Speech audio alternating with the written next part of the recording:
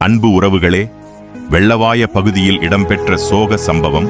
வெள்ளவாய மகா ஆரகம சிரிபுர பகுதியில் இன்று ஞாயிற்றுக்கிழமை காலை இடம்பெற்ற வீதி விபத்தில் தகம் பாடசாலை சென்ற மாணவி ஒருவர் உயிரிழந்துள்ளார்.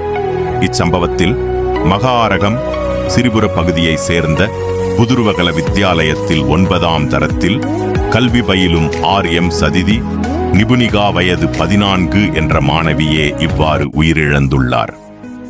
குறித்த மாணவி தனது தந்தையுடன் மோட்டார் சைக்கிளில் வெஹரயாய கங்காராம விகாரையில் உள்ள தகம் பாடசாலைக்கு சென்று கொண்டிருந்த போது எதிரே வந்த சிடிபி பஸ்ஸுடன் மோதி விபத்துக்குள்ளாகியுள்ளார்.